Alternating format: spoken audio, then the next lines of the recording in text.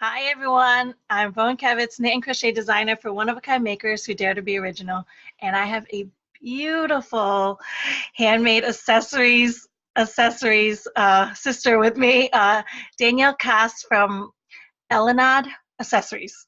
Right? Yes. Tell everybody how you came up with that name too. So tell everybody who you are and how you came up with that name. All right. So I'm Danielle, and Elleinad is Danielle backwards. And as a kid, I'd always write my name backwards. So I'd be like Elleinad Sack, which the last name is kind of funny backwards. So left that part out.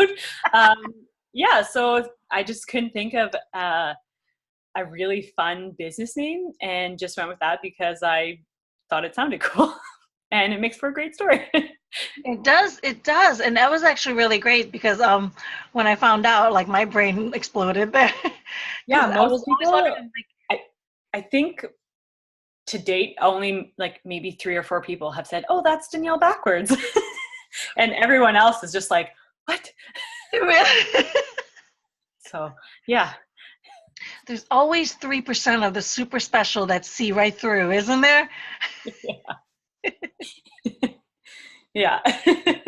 So, how did you get started on your creative journey? I've kind of always just loved making things, or as a kid, I'd always want to take things apart and fix them. And my mom is a sewer; she makes her own clothes. She's never made a bag or anything like that. So I've kind of always I've grown up being around sewing, and then in my early 20s, I randomly bought some just small coin purse frames off Etsy, made a few. People were loving them, and then I bought purse frames to make clutch purses, and it kind of just went from there. And I just loved making bags. That's awesome. So you've been sewing for a long, long time.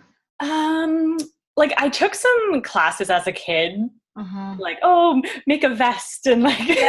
that sort of stuff. But yeah, I didn't really get into it until early 20s, and I kind of just taught myself because even any questions that I had, my mom really can answer because she makes clothes, which isn't Right. really into bags at all. So yeah, Right. just lots of YouTube videos and showing myself, and I forget what I was going to say. That is amazing. So you started just by buying the frames for Yeah, so watches? I used to work do shift work, so it was like 3 in the morning, and I'm Mhm. on the computer just trying to keep busy, and I found these coin purses, and I thought, I'm gonna try this, and I just found, I think it was just a free pattern online, which, Uh-huh. I mean, it's just a coin purse, right? So it's not Yeah, it's a that tiny, yeah. complicated. And then when I ordered the purse frames, it actually came with the pattern to make make it. Uh-huh. And after that, I thought, oh, this is actually a really cute bag. I'm not a super girly person either, and I would never actually use a clutch purse, but I just thought it was super cute. And I made a few up, and my friends, oh, can you make me one? Can you make me one? And then it's really exciting. So you make a whole bunch, and then you realize, oh, I have to sell these. That actually does lead to an interesting topic because you're not a super girly accessory bag. Yeah. I'm a big, because if you guys actually follow her on Instagram, all of her links will be below and her shops and everything will be below to check out her stuff. Your topics are not girly. No. How did And you come up with your themes? Like, I, I don't even know. Just I love nerdy stuff, and for the longest time, I wanted to get into that. But when I first started sewing, I was trying to not spend a lot of money, so I'd buy the cheaper fabrics and that sort of stuff. And I was just always trying different styles. Like sometimes I would kind of just make bags based on easy patterns that I kind of just mhm, made up. But I've, what was it? I think it was March of this year. mhm, I really wanted to there was kind of like a Comic-Con convention going on that I mhm. just went to at the beginning of May. And I thought, okay, you know what? This is my opportunity to actually make the nerdy bags that I want to make. Yeah. And it's paid off. Or even just, it's weird because now I feel like I have 2 different collections. I have the nerdy collection, and then what I'm going to call the modern collection Mm-hmm. for people who aren't into nerdy stuff.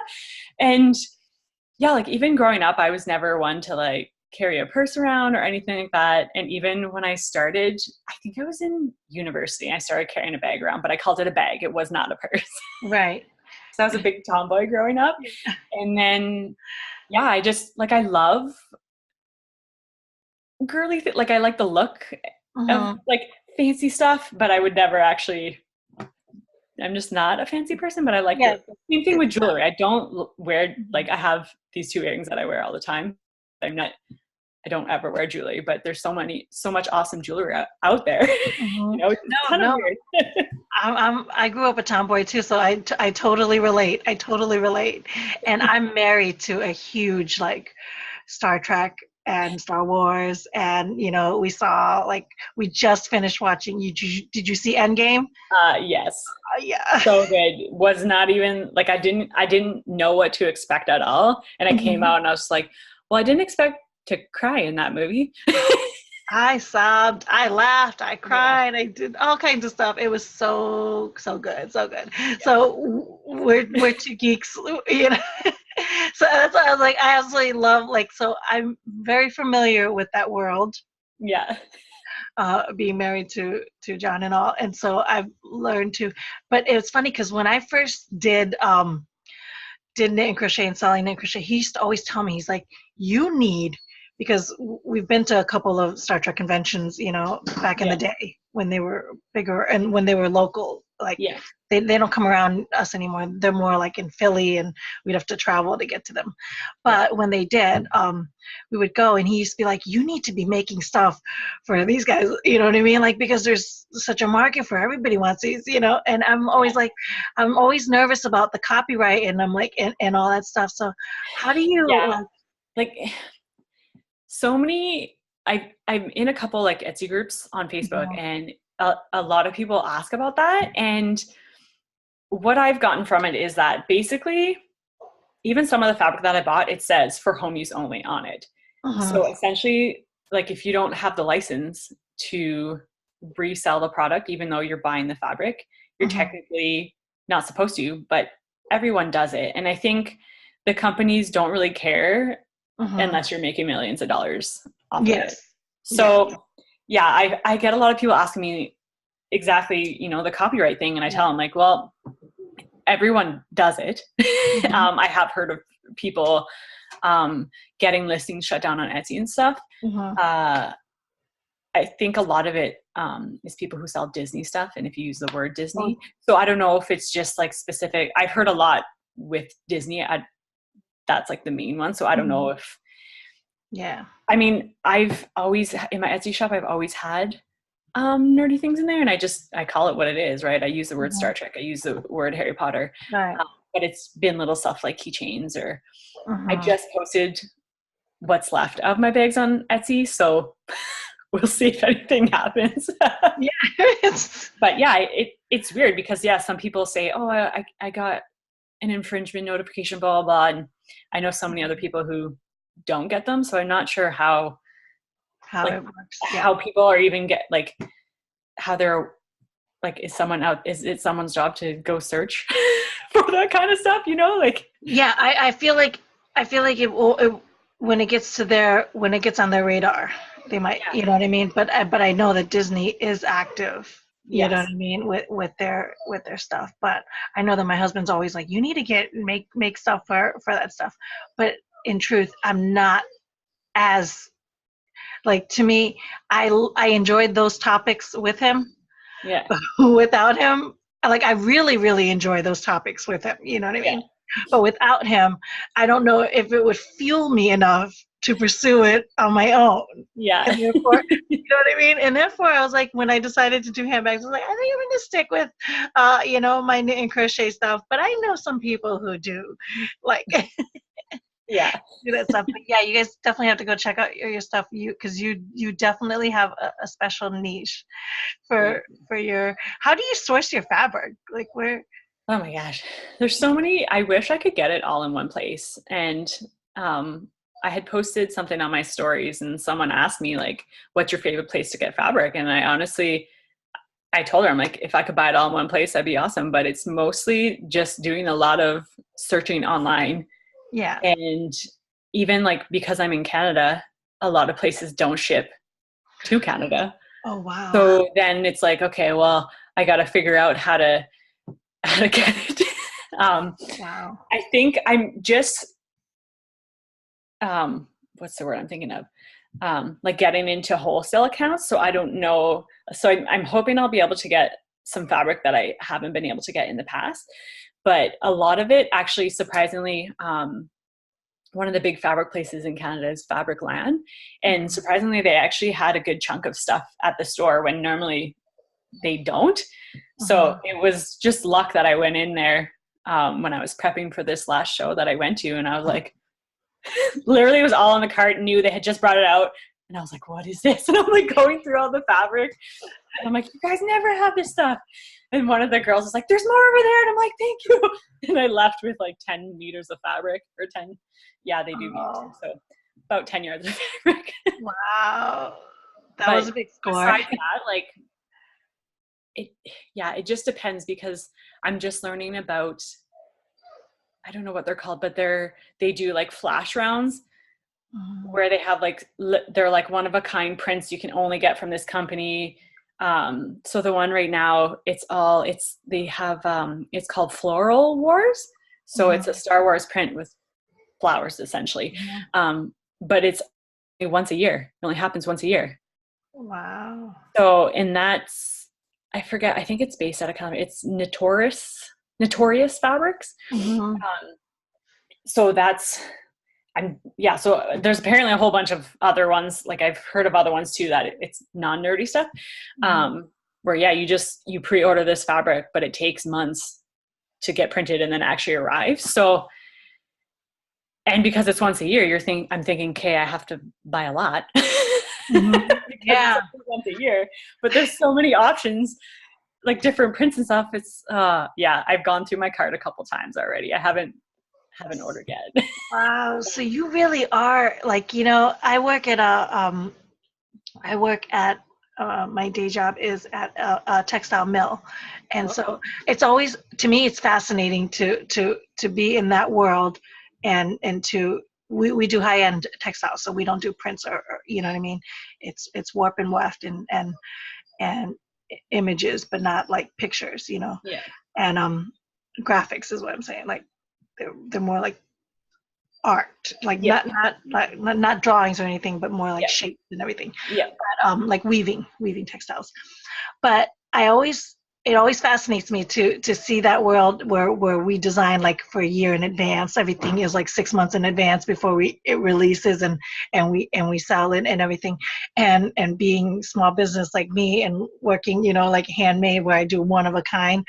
And so you're actually in that world where now if you have to start deciding and picking fabric ahead of time of what you think is going to be popular, what you think will sell, and then you have to invest ahead of it. Ooh, that makes my brain like hurt. Where I just buy like what I see I like, and I do little batches. And I know, and that's what I'm used to doing. It's just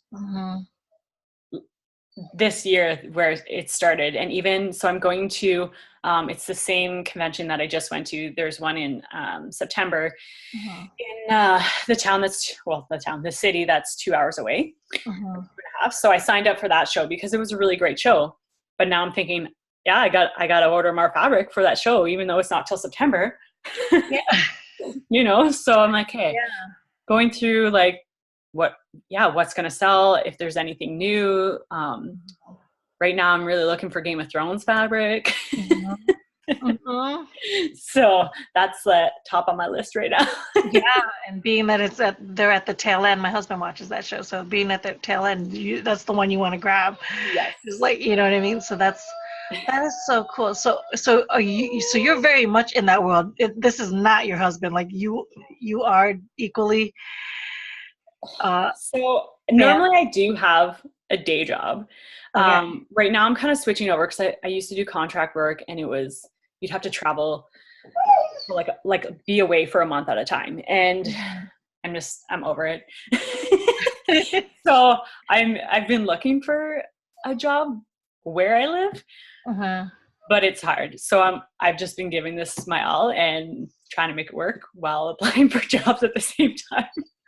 That's, but, so you're in between.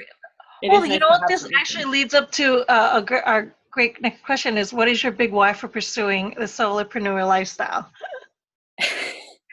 So if you haven't already answered it.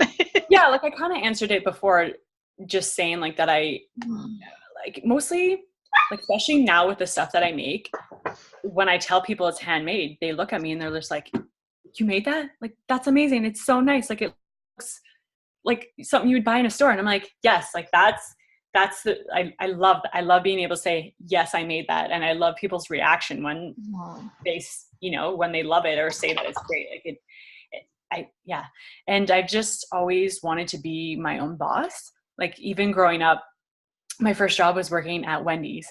And while I worked there, I always thought like, oh, this would be sweet to like own my own restaurant and run it. And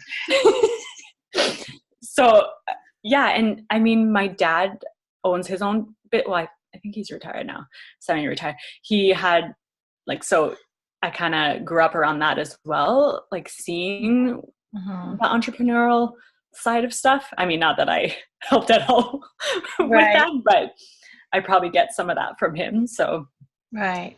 That's awesome. At least you've had like, I don't know anybody in my family or anybody, you know what I mean, in my world that has exposed me to the entrepreneur lifestyle.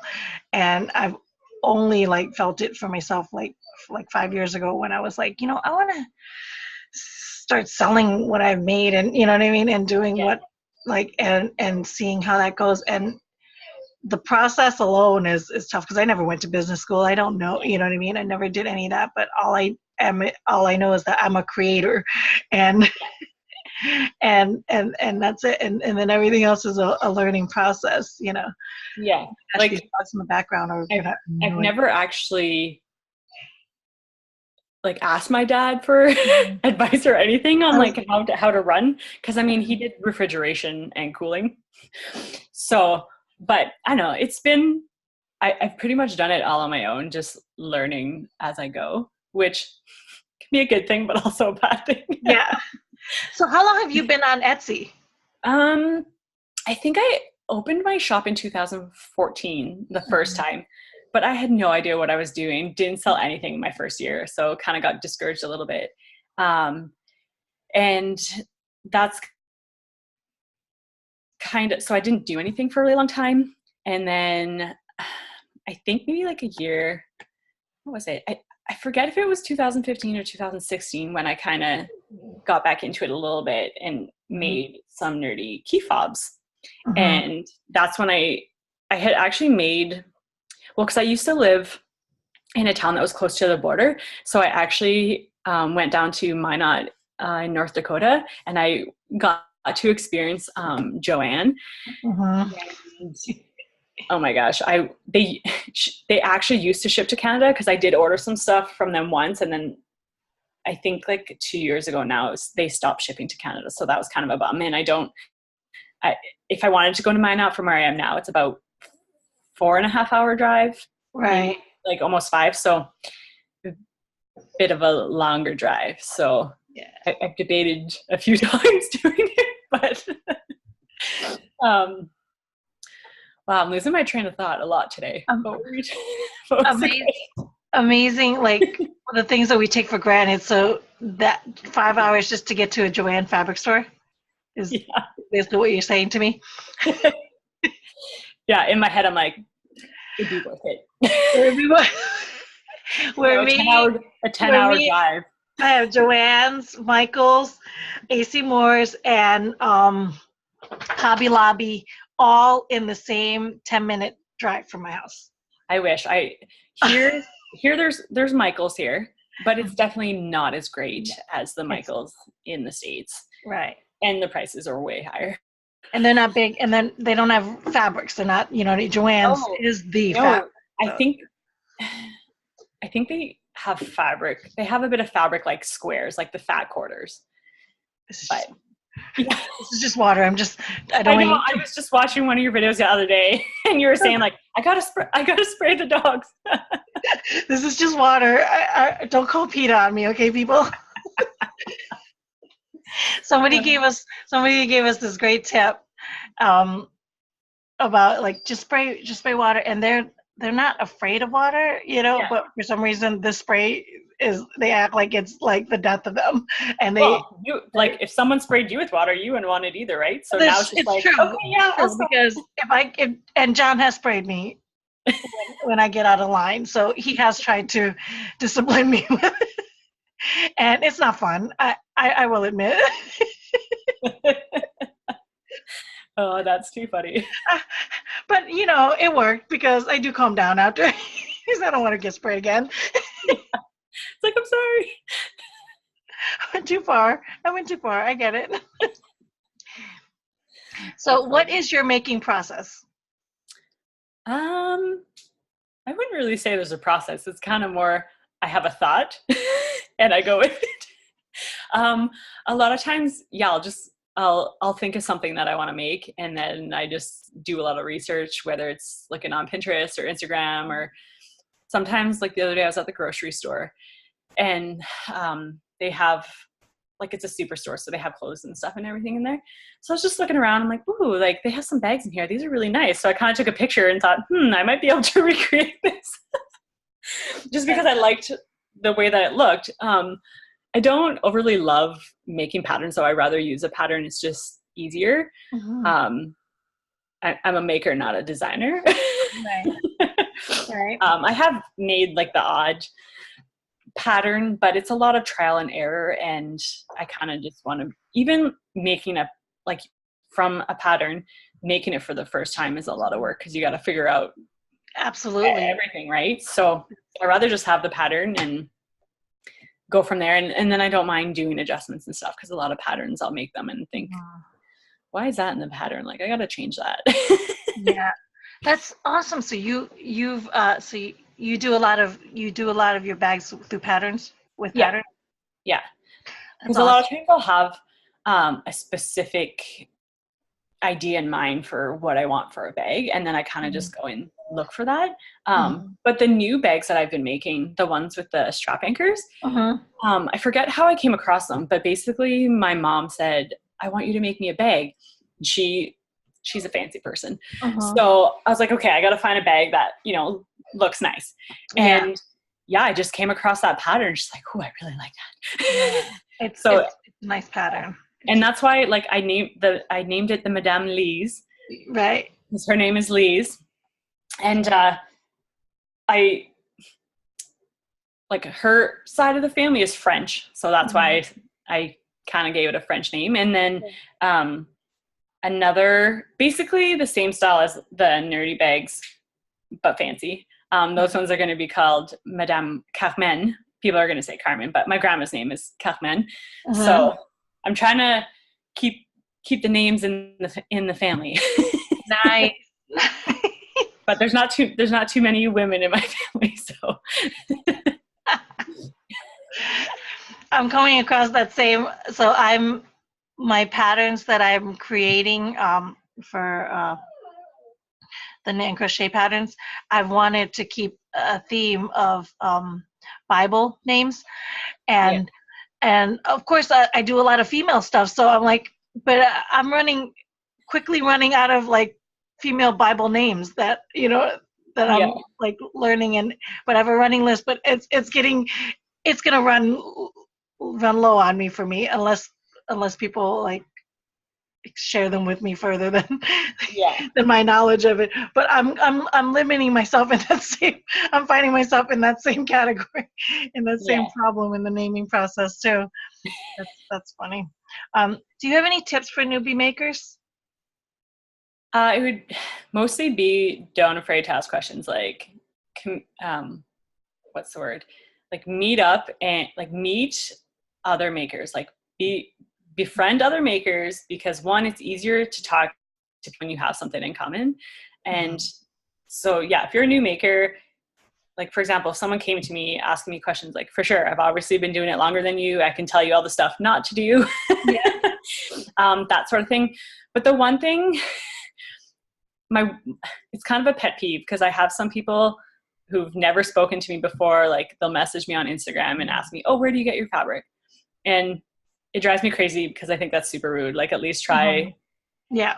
And like, even if that's all you want, like just say hi, befriend me a little bit, and then ask me. Because I think like when you just straight out ask someone like, okay, why would I tell you? Like, you're just going to go and like, are you trying to steal my ideas? Like, you know? Yeah. So that, no. Yeah. So one thing, don't do that. Yeah. That's just a common courtesy kind of deal. I don't mind sharing at all. Yeah. And like, whatever. Yeah, I might've done. Oh, cause one time I did ask someone where they got their great fabric and they told me, oh, I don't want to tell you, like I've done a lot of research, which whatever, that's fine. I was kind of mad because like they made a totally completely different product and it's not like I was asking them for the first time. Like, so I kind of like, I've seen both sides of it. Right.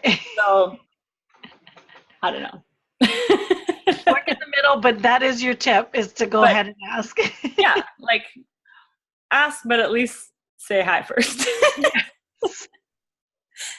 Yes. At least know who you're talking to, you know. Yeah, exactly. Like know the person's name. Like yeah. And don't be rude. Don't straight up ask for stuff. Because I've had that too. Yes. but that is a really good tip, is to not be shy to ask people, because it's so, you know what I mean? I'm great. I'm a big fan of mentors, and like I read a lot of books. I learn a lot from people, because the way I look at it is there's no point in ever reinventing any wheel. Yeah. You know what I mean? So if you can cut and streamline and get anything faster, ask. You know, if you want to know something, ask somebody, and you don't have anybody ask Google. And even ask Google. I'm actually shy when it comes to like meeting new people too. So even like social media is huge, because one, like it's actually exposed me to a lot of other makers in my community. And even, so I guess another tip would be, go to markets, like sell in person. And then that way you're meeting other makers. Yeah. And I've met so many makers just from going to all the same shows, you know, and then you end up connecting with each other and having good conversations, which could lead to who knows where. Like that's what I love. I love meeting you, because this is great. So you're very active on Etsy. Your shop is thriving now, you know what I mean? And you do a lot of shows. I do. Especially like this year, I've been, so like I'm in Regina now, and I've only been here, I think 2.5 years. I'm trying to remember. So yeah, the first market I did was last March, I think. So since then I've been just giving it and trying to get into as many shows as possible. And then now I'm slowly expanding outside of the city to other cities, because it's not that far to travel, like 2.5 hours to another show. And then my friend lives in Saskatoon, where I'm going to be doing a couple shows. So then I can just crash at her house. So it makes it worth it. Right. That's awesome. And you're really liking the shows? Yes. Yeah. It allows you to kind of figure out, okay, what's my target audience, right? Because you go to different types of shows, you get different types of people coming in. And I mean, I know what my ideal clients are. And I mean, the Regina is a big city. I think the population is 218,000. And so, you know, like there's a lot of different people who live here. So even there's kind of like 4 different areas. Well, maybe like 3 different areas to the city. So, you know, going to shows in each area, you're going to get different people. And then, and just exposure too, getting your name out there. My one friend so the show, it's called Sask Expo. That was like the nerdy show that I went to. shared a booth with my friend who does the 3D printing. And we were both kind of scared because, well, it was last minute, so the booth was a little more expensive. That's why we shared it. But in the end, we both thought, you know what, this is going to be a great way just to get our names out there. And, you know, and it turned out awesome. That's awesome. Yeah. So sometimes you kind of just got to bite the bullet and like, yeah, just pay. What am I trying to say? Because there's cheaper shows and then there's more expensive shows. Sometimes the more expensive show is worth it. Yes. It might be scary to say, oh, I don't want to pay $200 to go to a show. But really it's gonna work out most of the time. Right. Most of the time. Well, because you have a whole new audience, that like a whole new like set of foot traffic, you know, because people don't realize that when it comes to craft fairs and all that, you are paying for foot traffic. Yeah. So the more popular the show is, exactly, you know, the higher the fee gets, because that's how many people are walking through. You know? Now the problem with you not being successful at like a show, so if you are nervous that you're not going to make back your money or exceed it, it's because you didn't it's never like a failure either at it, because it's all trial and error. That's the only way you're going to know. It's like a post, like in a smaller game, you know, when we post a post out, you know, how many likes do we get, how many comments, how many shares, like, you know what I mean? And then like how many people see it. You trial and error when you want to post, when you don't want to post, what kind of content, what kind is getting more engagement, how, you know what I mean? Those are all learning and trial and error. Same thing with your craft shows. But if you love, like, I'm an introvert, so to me, like, craft shows, like, were never my thing, because it's just going so far outside of my comfort zone that I don't find it fun. But if you love engaging with people, like, that is the best way to, you know what I mean, to meet and see what people like. So yeah, like, it's absolutely worth it, especially if you know what I mean? Yeah. And the one thing too, like, even if it doesn't end up being a successful show, I always end up meeting great people and having a good time anyway. Exactly. So. Yeah. You're gonna see, like, at the very least, there was one show I had that because they were a new craft show, they didn't know how to get the foot traffic in. But I learned a lot from the other vendors, you know, and I learned a lot just from, so to me that was a success anyways, just because I've got to have the conversations that I wouldn't have had, and I came out like smarter from it. Exactly. To me, it's like a day of learning anyways, one way or another, you know? So, a little networking event. It's a networking event. And so sometimes that's great. And just to get the tips from those, you know, is absolutely worth it, because you're going to come back and cut your time, cut your costs, cut your, you know, overhead, like everything. Like, so no, they're never failures. There's always something to be learned from every one of those. So that's a good tip. Do you have any habits and rituals that you do daily? Not really. I mean, I eat the same thing for breakfast every day. You do? That's a habit and a ritual. Pretty much. I'll switch it up once in a while, but for the most part, it's the same thing. But like business-wise, not really right now, because I have the time to sew as much as I want. I'll wake up sometimes and think, okay, today I'm going to be productive. Like, I'm going to do this. I'm going to do this. And so, like, actually, perfect example, yesterday, had all intentions of doing some sewing. And then I was like, hey, you know what? Because I was thinking about closing my Etsy shop, because I hadn't really sold anything in a while. And then I was like, hey, well, take some pictures, like post your new stuff, like post the bags, do all this stuff. So yesterday I ended up being just taking pictures and editing them and posting them on Instagram. And at the end of the day, I was exhausted. And I thought, this is not how I thought my day would go. But it's over now. So,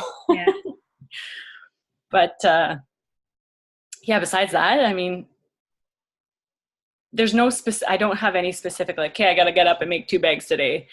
every day. You know, it's kind of just going with it. If I have a market coming up that I know I need to have stuff for, like prep for, I'll try and sort of have a schedule.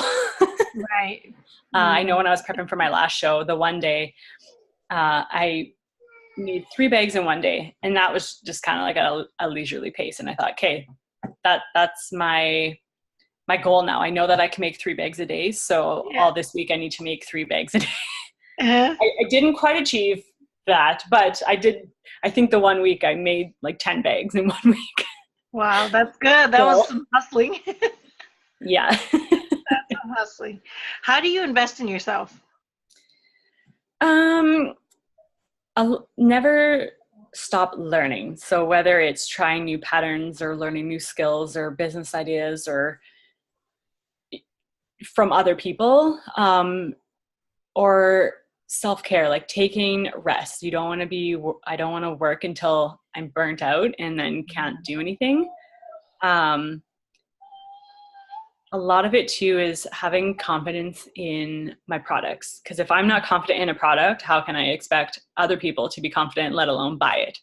Right. Yeah. So I'm kind of a perfectionist. So a lot of times I make stuff, and if it has the slightest flaw that no one would ever even see, I feel like, oh, someone's going to notice, like I should sell this at a discount because it has that much flaw.